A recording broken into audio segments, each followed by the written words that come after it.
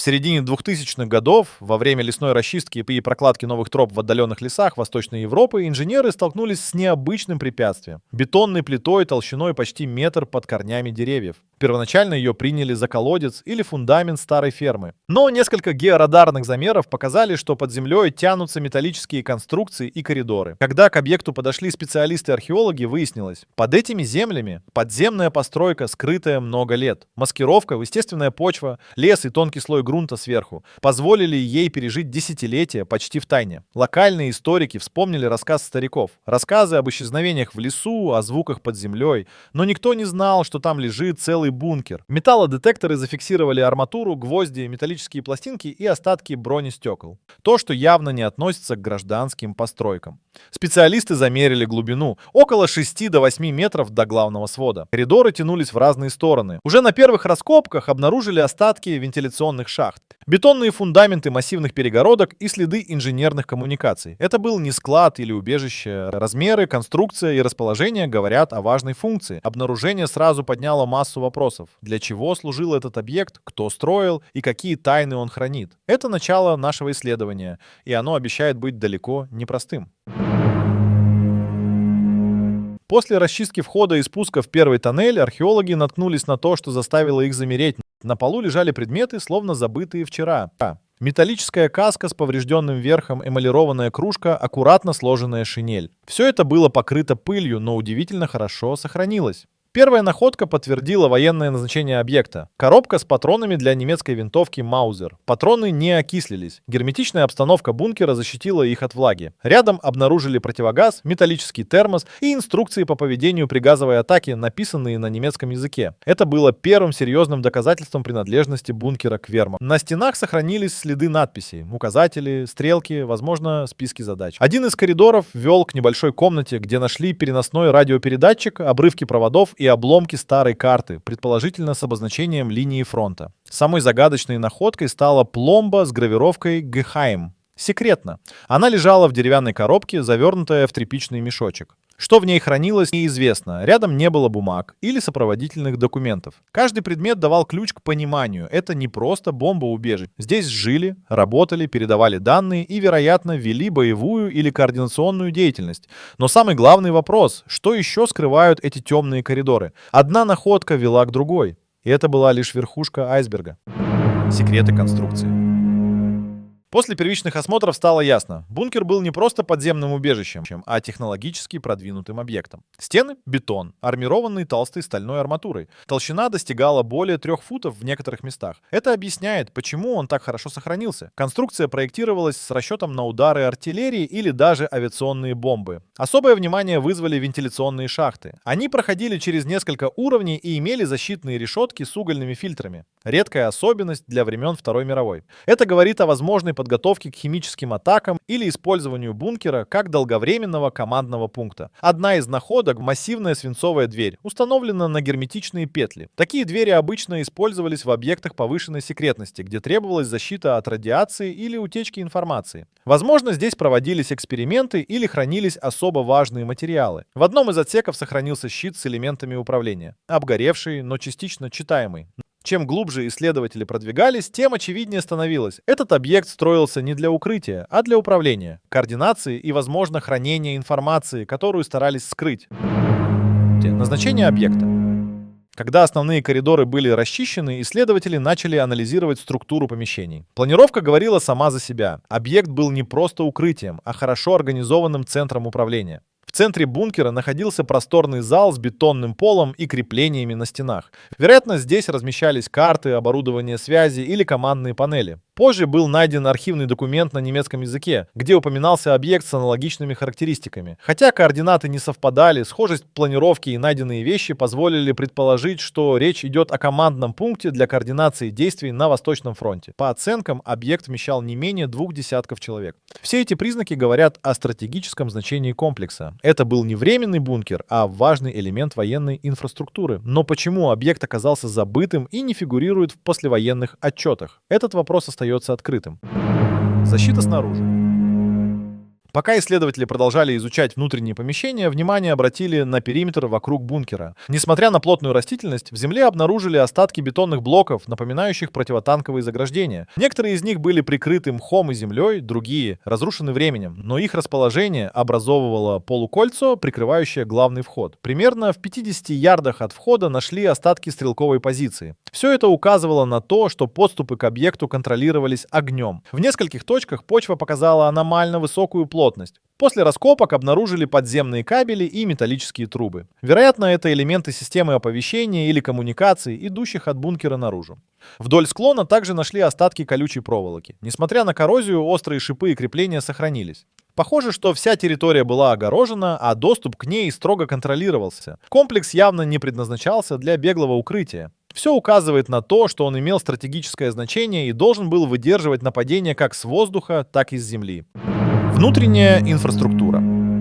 Когда исследователи добрались до второго уровня, перед ними открылся целый комплекс помещений. Первое, что бросалось в глаза — продуманная система проходов. Главный коридор вел к центральному узлу, от которого отходили боковые отсеки. Каждый из них имел конкретное назначение. В одной из комнат были найдены металлические двухъярусные кровати, остатки матрасов и эмалированные тазы, жилой блок. В небольшом помещении с бетонным полом и двойной изоляцией нашли следы генераторов. Сохранились крепления, обгоревшие провода и металлические кожухи. Очевидно, тут располагалась дизельная электростанция. Это означало, что бункер мог функционировать автономно. В кладовых стояли деревянные полки с остатками тары, в том числе ржавые консервные банки с немецкими маркировками. Интерес вызвало и помещение с обугленными металлическими ящиками. Рядом остатки сгоревшей бумаги, обломки печатной машинки и чернильницы. Возможно, это была комната для работы с документами или хранения архивов. Эти находки подтвердили, объект был не просто военной точкой, а сложной системой с полной автономией. Внутри можно было жить, работать, передавать данные и готовиться к длительной осаде. Кто строил и когда? Выяснение времени строительства стало приоритетной задачей. Архивные немецкие записи указывали, что объект начали возводить весной 1942 года. Радиоуглеродный анализ деревянных деталей из вентиляции подтвердил эти даты. Древесина была заготовлена в тот же период. Бетон, использованный при строительстве, содержал компоненты, аналогичные тем, что применялись в немецких укреплениях на Западе, во Франции и Бельгии. Это означает, что строительство шло по централизованным стандартам вермахта. Самым неожиданным открытием стали надписи на польском и чешском языках на стенах одного из технических помещений. Ученые пришли к выводу, что труд использовали принудительно — военнопленных или рабочих из оккупированных стран. Это соответствовало практике Третьего рейха по мобилизации рабочей силы. Но его завершение совпало с поворотом войны. Наступление захлебнулось, и объект был законсервирован. Главная загадка — почему в немецких штабных отчетах почти нет упоминаний об этом стратегическом сооружении. Сгоревшая комната.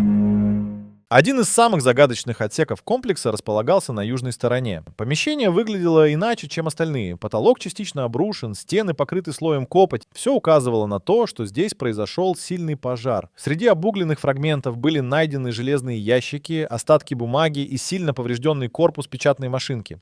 Металлические элементы деформированы от высокой температуры. Бумага полностью сгоревшая. Исследователи предположили, что здесь хранились важные документы, которые кто-то пытался уничтожить. Особую ценность представляют свинцовые трубки, внутри которых были закручены тонкие металлические полоски с перфорацией. Эксперты установили, это шифровальные ленты, элемент секретной связи, использовавшийся для автоматической передачи и расшифровки сообщений. Кто устроил пожар, остается загадкой. Возможно, это были немецкие солдаты, уничтожившие архивы перед отступлением. Но есть и другая версия. Огонь появился уже после войны из-за попытки скрыть несанкционированное проникновение. Так или иначе, комната молчит. Кабель, который ведет наружу. В ходе работ по расчистке одного из боковых коридоров археологи обнаружили толстый бронированный кабель, уходящий в сторону леса. Он был проложен в бетонной канаве, которую позже засыпали грунтом. При вскрытии канала выяснилось, что кабель тянется на значительное расстояние и выходит за пределы самого комплекса. Это вызвало настоящий интерес. Предположения были разные. Линия связи, питание от внешнего источника или резервная антенна. После частичной раскопки стало ясно. Кабель действительно связан с системой передачи данных. Он вел к разрушенному бетонному основанию, на котором, судя по остаткам креплений, когда-то стояла мачта. Под мачтой обнаружили металлический ящик с остатками радиотехнического оборудования. Особенность конструкции кабеля в том, что он был экранирован свинцом и защищен дополнительной оплеткой. Такая защита применялась в условиях повышенного риска перехвата или при необходимости минимизировать электромагнитные помехи. Вопрос остается открытым. Кто и куда именно передавал данные? Ответа в документах нет. Зашифрованная карта. При обследовании служебного отсека археологи нашли металлический тубус, спрятанный под бетонной плитой. Внутри оказался свернутый плотный лист, похожий на технический чертеж. Однако при освещении ультрафиолетом на нем проявились дополнительные символы, линии и координаты. Изучив карту, исследователи заметили, она отображает сеть точек, соединенных прямыми линиями, сходящихся к метке с подписью «Зентрум». Это слово в документах Третьего Рейха часто использовалось для обозначения командных узлов или главных складов. Шифровка карты оказалась многоуровневой. Она не совпадала с современными координатами, но при сопоставлении с навигационной системой, применявшейся в нацистской Германии, удалось расшифровать расположение нескольких объектов. Такая находка подтверждает, бункер был не изолированным, а частью более широкой сети. Он связывался с другими точками, возможно, тайными складами, коммуникационными узлами или даже скрытыми лабораториями. Главная интрига, кто пользовался этой картой и сохранились ли эти места до наших дней. Ведь если хотя бы часть этих объектов уцелела, нас ждут новые открытия. Глубже, чем казалось. Во время изучения южного комплекса археологи обратили внимание на странное понижение под техническим помещением. На глубине около 20 футов обнаружили массивную герметичную дверь с защитным замком. За ней большая комната с металлическими шкафами, койками, системой аварийного освещения и рабочим столом. На столе стояла пыльная чашка, блокнот с выцветшими записями и личные вещи. Все указывало на то, что помещение использовалось до самого конца и покинуто в спешке. Судя по обстановке, это был резервный командный отсек или укрытие для офицеров. Однако самое интересное — технологическая шахта, обнаруженная за фальшпанелью в стене. Она уходит еще глубже, но в данный момент спуск невозможен. Что может скрываться ниже, пока неизвестно. Но одно ясно — подземная часть комплекса лишь частично раскрыта, а самые важные тайны, возможно, еще впереди. Зашумленный эфир. После обнаружения радиосвязанного узла и зашифрованной карты исследователи приняли решение протестировать эфир над территорией комплекса. Современные антенны и анализаторы частот были установлены вблизи объекта. Цель — понять, улавливаются ли в этом районе аномальные сигналы, которые могли бы указывать на незавершенные цепи или оставшиеся активные устройства. Результаты оказались неожиданными. В определенном диапазоне, от 30 до 40 МГц, фиксировались слабые, но стабильные колебания.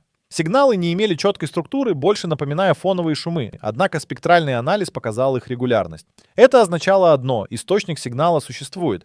По одной из версий, под землей мог сохраниться фрагмент старого оборудования, например, запитанный автономный генератор с радиомодулем. Попытки локализовать сигнал при помощи направленных антенн указывали на юго-восточное крыло, как раз то, где ранее были зафиксированы признаки незавершенного подземного расширения. Что это меняет?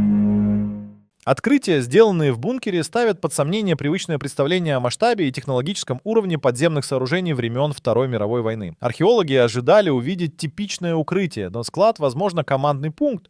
Но то, что они нашли, указывает на существование целой системы, продуманной до мелочей и рассчитанной на долгосрочную работу. Шифровальные устройства, уровни под землей, радиосвязанные узлы, зашифрованные карты — все это говорит о том, что объект был частью более широкой инфраструктуры. Он не просто служил оборонительным целям. Возможно, это был центр управления или логистики, связанный с сетью других аналогичных сооружений. Находки, сделанные здесь, уже стали предметом изучения международных экспертов. Не все тоннели исследованы, часть уровней остается недоступной. И, возможно, именно там находятся ответы на самые сложные вопросы. Этот бункер не просто свидетель прошлого. Это ключ к пониманию того, как тайные технологии, дисциплина и организация могли создать систему, которая до сих пор впечатляет своей сложностью.